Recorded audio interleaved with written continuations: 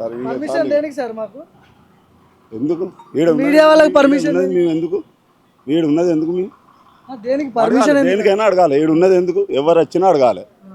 అది రూలే. అది ఇది బస్సు డిపో కదా, దీనికి రావడానికి వీలేదు. మమ్మల్ని అడిగినాక లోపలికి వెళ్ళాలి. అది పద్ధతి. ఎవరు రానికి లేదా?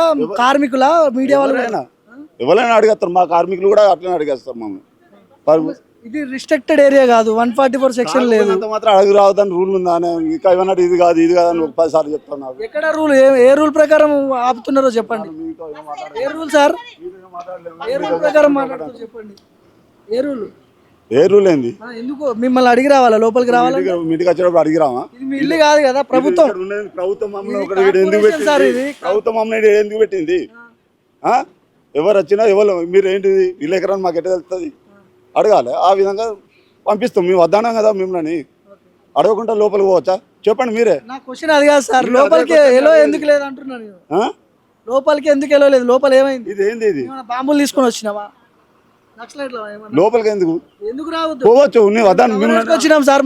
మమ్మల్ని అడ్డుకునే రైట్స్ మీకు ఎవరు ఇచ్చారు? నేను అన్నప్పుడు కదా ముచ్చట. అడ్డుకునే రైట్స్ మీకు ఎవరు ఇచ్చారు అంటున్నా. ఎవరు మాకున్నది హక్కు ఉన్నది. నువ్వు చెప్పే హక్కు ఉన్నది. అది ఉన్నది. రేవంత్ రెడ్డి ఇచ్చినా మీకు? రేవంత్ రెడ్డి మాకే ఉన్నది. మాకు ఉన్నది.